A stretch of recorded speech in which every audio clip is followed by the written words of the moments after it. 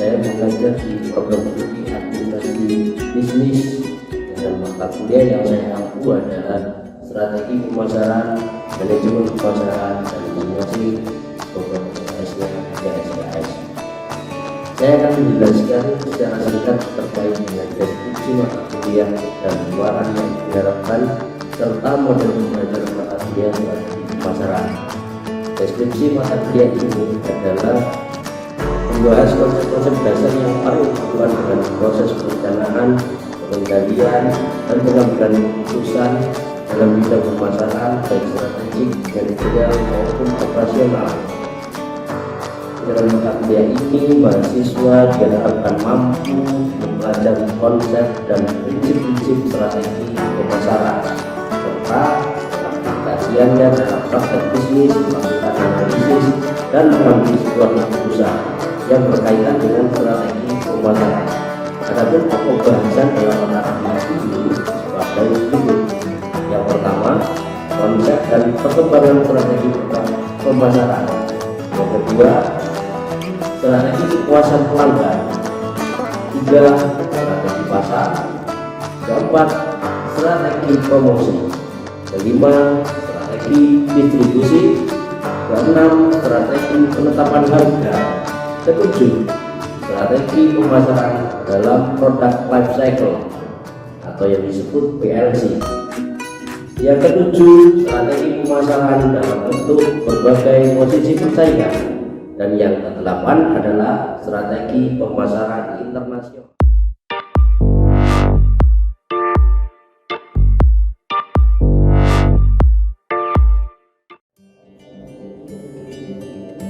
Teknik pengajaran pada mata kuliah yang kami ampu adalah menggunakan metode DEI, Delivery, Interaction, dan Assessment. Yang pertama adalah delivery. Strategi yang saya gunakan dalam penyampaian materi dengan menggunakan textbook. Textbook ini memuat dari karangannya Dr. Pandi Ciptono yang berjudul Strategi Pemasaran. Dan yang kedua adalah menggunakan case study, yang mana case study ini akan kita bahas bersama-sama melalui forum di kelas dengan cara presentasi. Metode yang kedua adalah dengan interaction. Saya berupaya untuk menggunakan komunikasi sama mahasiswa agar mahasiswa untuk bertanya dan mengungkapkan pendapatnya masing-masing dari beberapa case study yang mereka alami atau mereka ketahui. Metode yang ketiga adalah metode assessment, yang mana pada awal perkuliahan saya mengupayakan kontrak perkuliahan dengan mahasiswa yang menjelaskan terkait dengan unsur-unsur yang dinilai dalam mata kuliah serta bobot dan scoring di masing-masing mata kuliah, sehingga mahasiswa akan mengetahui dari awal mana saja bobot dan skor penilaian yang tertinggi. Berikut akan saya share video perkuliahan dengan menggunakan media Zoom.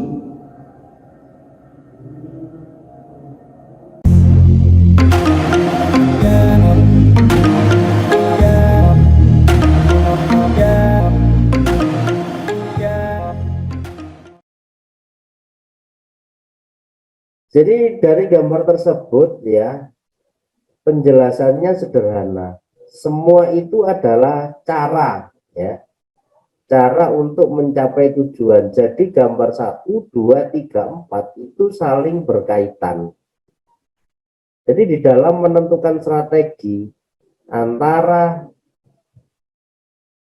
usaha satu dengan yang lainnya, itu mereka boleh untuk menentukan strategi menurut kemampuan dan karakteristiknya masing-masing. Yang penting tujuannya adalah kena pada sasarannya. Nomor 1 dengan batu, nomor 2 dengan panah, nomor 3 dengan tembak, dan nomor 4 dengan roket atau nuklir. Nah, Nah, itu semuanya tujuannya sama. Kita tinggal nanti menentukan kira-kira ya, dari strategi yang kita buat itu yang paling cocok itu yang mana. Ya jelas nggak mungkin antara perusahaan yang kecil maupun besar strategi pemasarannya sama, nggak mungkin. Jadi harus sesuai dengan kemampuannya. Ya, lanjut.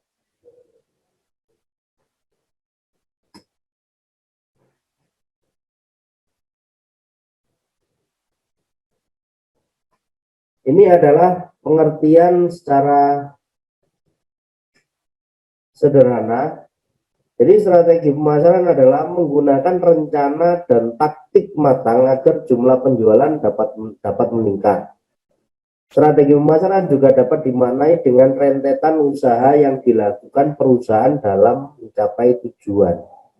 Jadi sudah jelas, kalau ngomong strategi berarti adalah rencana atau taktik kita untuk meningkatkan penjualan. Karena orang bisnis atau orang yang mempunyai usaha itu jelas profit oriented, orientasinya adalah keuntungan. Jadi bagaimana cara kita agar bisa meraup keuntungan lebih banyak, kita memakai strategi apa. Terus kemudian kita sondingkan dengan datanya di Alfara Research, jumlah ya yang dikeluarkan oleh perusahaan skala nasional, biaya promosinya ya, ini di dalam strategi promosi, biaya promosi itu mengeluarkan ratusan juta, itu skalanya skala nasional. Kalau misalkan dia sudah perusahaannya go public, ya lebih dari itu. Makanya dengan biaya promosi yang sangat besar, kalau kita tidak bisa menentukan strategi sesuai dengan apa yang sudah kita rencanakan, maka itu akan terbuang sia-sia.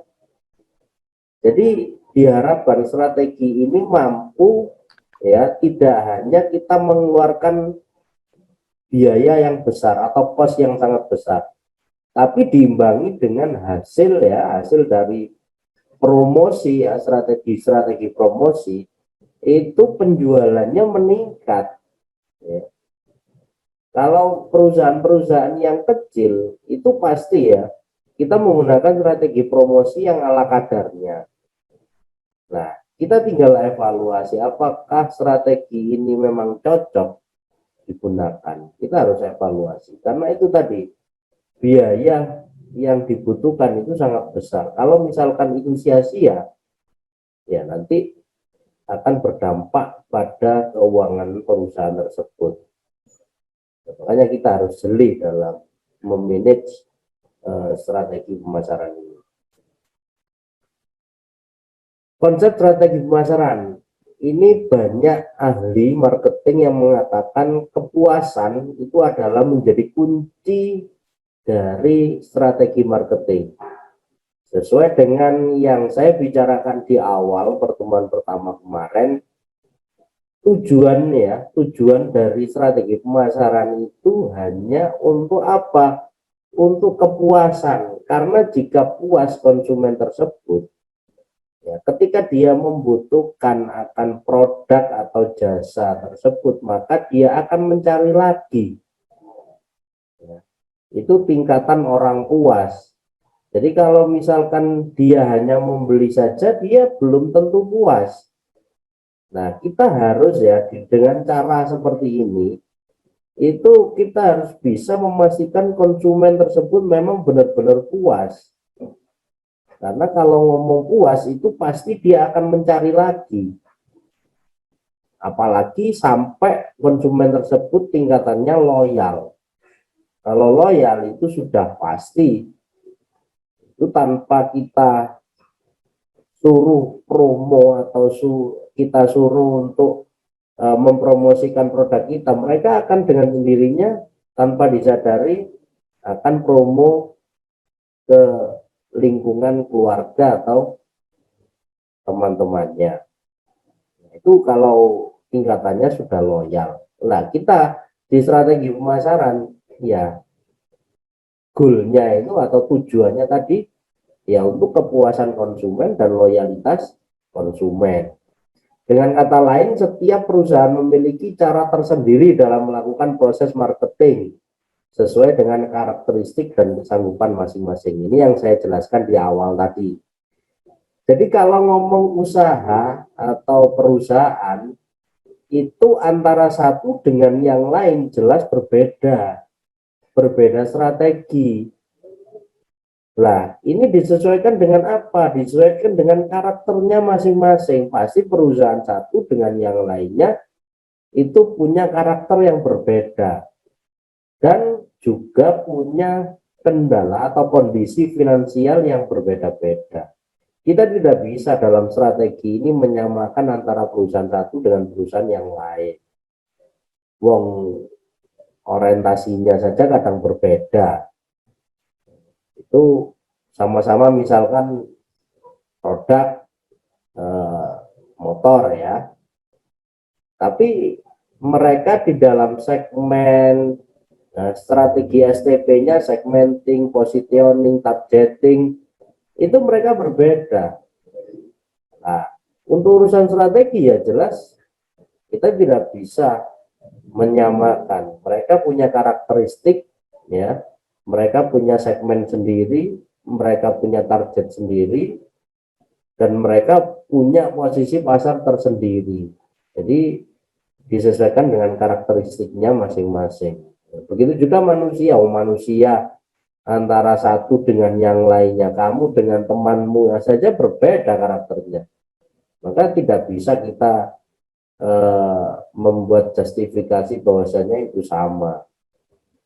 Nah, ini yang perlu diperhatikan, karena biasanya perusahaan kecil, besar, ya UMKM, IKM atau industri itu kekuatan finansialnya jelas jauh berbeda. Kalau misalkan sama-sama dalam strategi promosinya harus advertising melalui media televisi misalkan.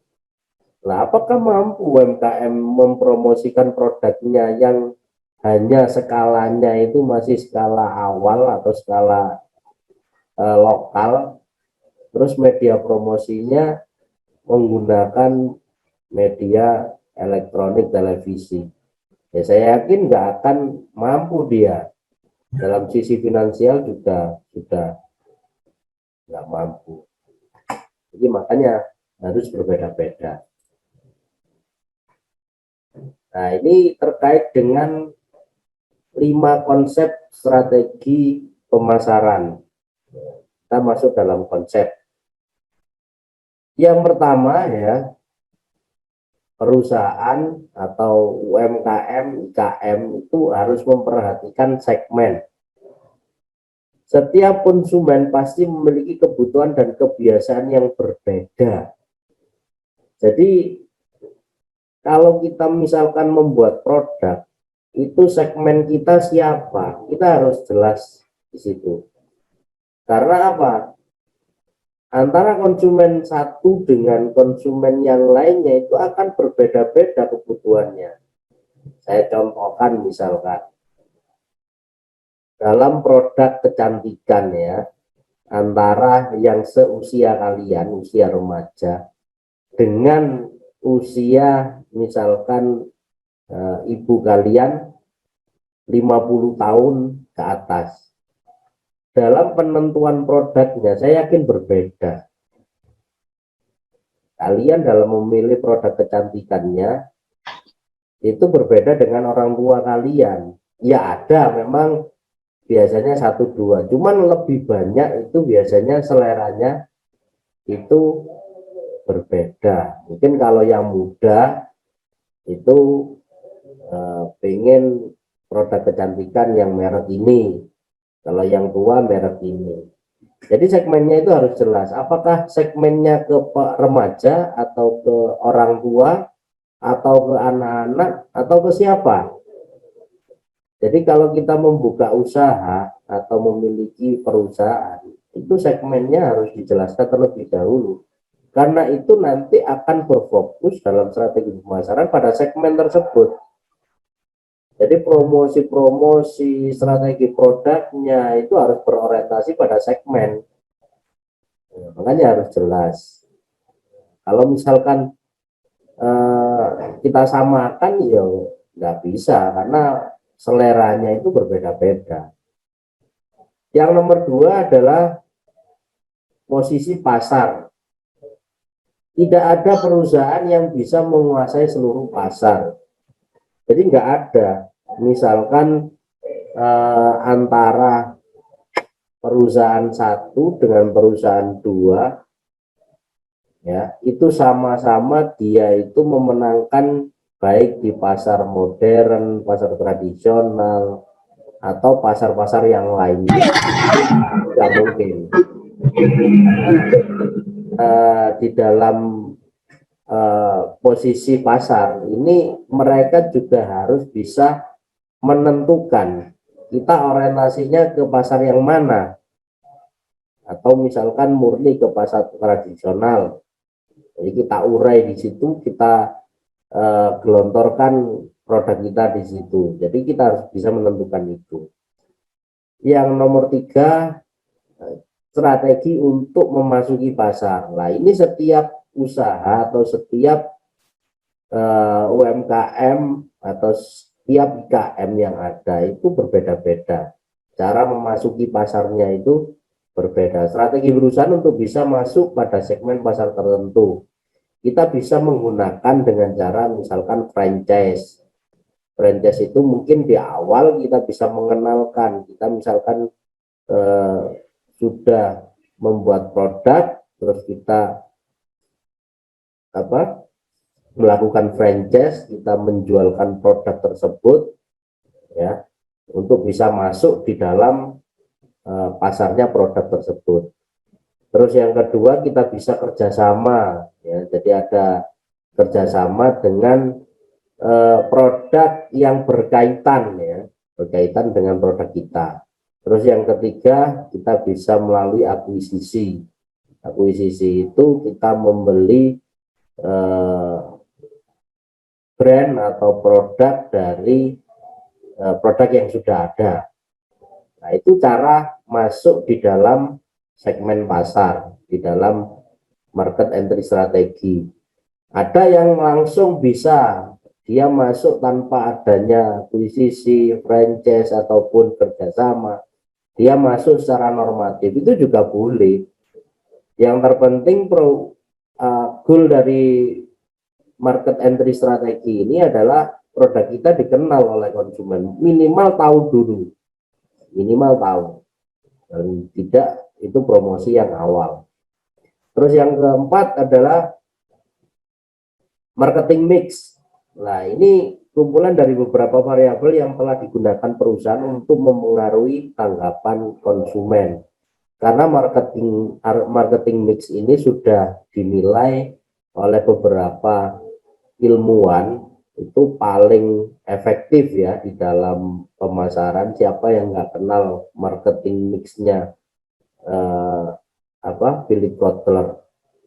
Jadi semuanya pasti tidak asing, ya, kalau dia orientasinya itu ke pemasaran, itu tidak asing dengan marketing mix. Marketing mix itu ada 4P, ya, kalau jasa itu 7P. 4P itu produk, place, price, dan promotion. Itu dinilai paling efektif di dalam mempengaruhi feedback dari konsumen tersebut. Dari sisi produknya bagaimana, tempatnya di mana, strategis atau tidak, terus kemudian harganya itu mendukung sesuai dengan keadaan ekonomi yang sekarang atau tidak, terus juga promosinya itu bagaimana, itu harus jelas. Terus yang 5, timing dari strategi tersebut. Pemilihan waktu dalam pemasaran juga sangat penting untuk diperhatikan, karena kita tidak bisa ujuk-ujuk melaunching sebuah produk, apalagi produknya itu sangat baru, ya, tanpa adanya misalkan embel-embel seperti event atau EO, event organizer, dan lain sebagainya. ya orang pasti akan males ya melihat produk dengan launching tanpa adanya event atau waktu yang paling tepat ya dalam menggunakan produk tersebut. Bisa juga dibarengkan dengan misalkan tren yang saat ini ya, tren yang saat ini polanya perilaku konsumen itu seperti ini, maka saya harus melaunching atau memberikan produk yang di luar produk yang sudah ada. Itu terkait dengan timing strategi. Baik, dari sini ada pertanyaan belum saya lanjutkan biar saya tidak ngomong terus. Ayo, ada feedback dari kalian lah.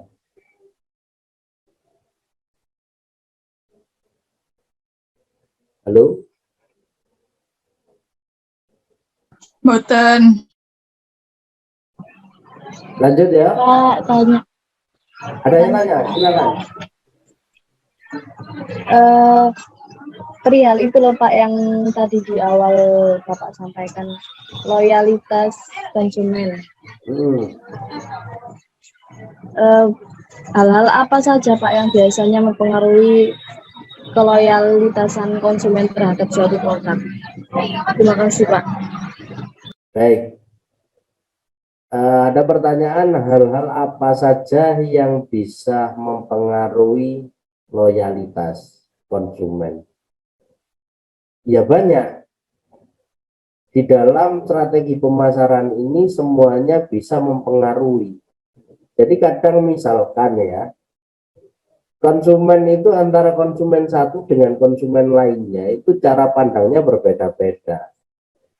Ada yang dengan harga misalkan, dengan strategi penetapan harga, mereka akan puas atau loyal ketika harganya murah. Ya, itu bisa.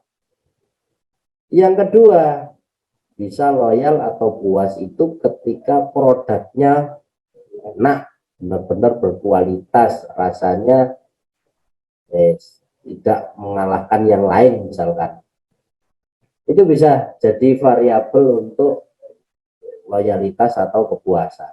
Yang nomor 3 bisa jadi packaging ya, packaging produk. Oh, ini produknya packagingnya bagus. Kan ada tipikal konsumen itu yang menyukai bungkus atau menyukai packaging daripada isinya. Mungkin ini kebanyakan di anak-anak ya, makanan yang misalkan kemasannya itu kemasan ada mainan seperti di pola seperti mainan, itu mereka akan tertarik. Jadi itu juga termasuk variabel di dalam loyalitas atau kepuasan konsumen. Terus bisa lagi dalam strategi strategi branding ya. Kalau misalkan dia melihat brandnya itu brand yang sudah dikenal banyak orang, maka dia akan ya mengikuti. Oh, ini biasanya kalau butuh produk ini pasti orang-orang itu lebih menyarankan ini. Misalkan ya, saya contohkan Sanyo ya. Sanyo itu adalah merek dari pompa air. Tapi kenapa orang ketika menyebut pompa air meskipun bukan mereknya Sanyo itu tetap menyebutnya Sanyo? Berarti brand ini memenangkan dari brand-brand yang lain, memenangkan nama ya, nama brandnya itu dalam pompa air itu sama dengan yang lainnya. Tidak sama, artinya dia memenangkan branding. Aqua seperti itu juga. Kalau kita ngomong air minum dalam kemasan itu ngomongnya Aqua meskipun mereknya Le Mineral atau yang lainnya. Nah, berarti Aqua ini memenangkan dari sisi branding, sehingga dia ini akan disebut ya ketika ngomong air kemasan itu ya buah. Ya, ini salah satu juga nanti akan menjadi variabel dari loyalitas konsumen. Bisa dipahami? Bisa Pak, terima kasih. Bisa, Pak. Dengan teorinya Abraham Maslow, di dalam teorinya Abraham Maslow itu kan ada piramid kebutuhan manusia. Ada 5 di situ. Ada kebutuhan fisiologi atau kebutuhan inti dari manusia. Jadi rasa-rasanya kalau nggak ada kebutuhan fisiologi ini, manusia nggak bisa hidup. Di dalam kebutuhan fisiologi itu ada yang namanya kebutuhan makan, kebutuhan sandang, pakaian dan lain sebagainya, dan kebutuhan papan, kebutuhan tempat tinggal. Itu menjadi ranahnya kebutuhan fisiologi menurut teorinya Abraham Maslow. Nah, saat ini karena di perubahan disrupt industri 4.0, kebutuhan fisiologi bertambah lagi dengan adanya digital atau memakai smartphone. Dari beberapa survei yang dilakukan oleh ilmuwan, itu semuanya, semua manusia di Indonesia atau semua orang di Indonesia itu hampir 83% menggunakan smartphone.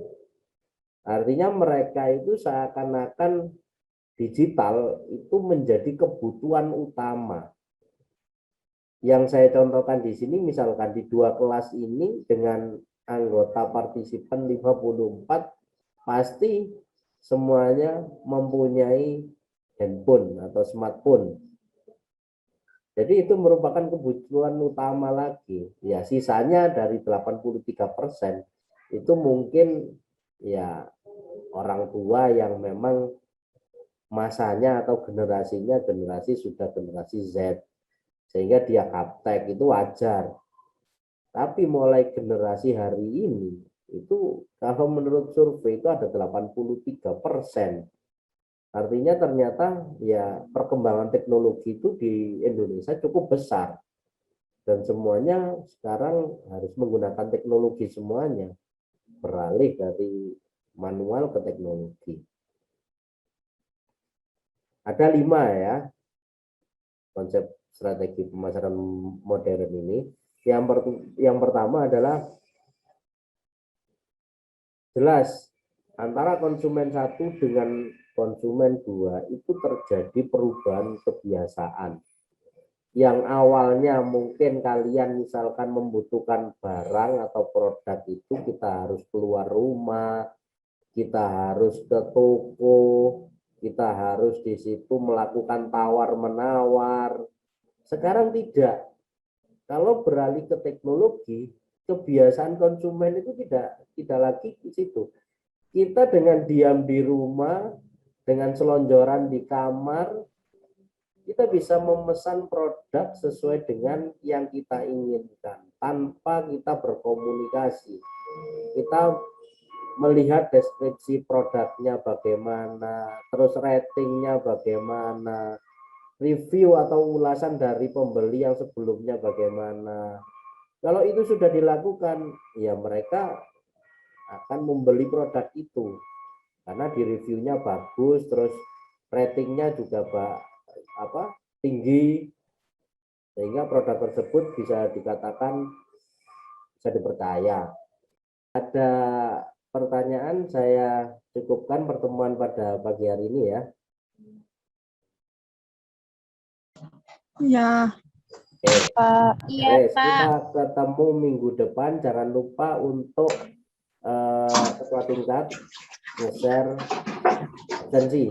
Pertanyaan saya cukupkan. Iya, Pak. Pertemuan kali ini, kurang lebihnya mohon maaf. Akhiron, wassalamualaikum warahmatullahi wabarakatuh. Waalaikumsalam warahmatullahi wabarakatuh.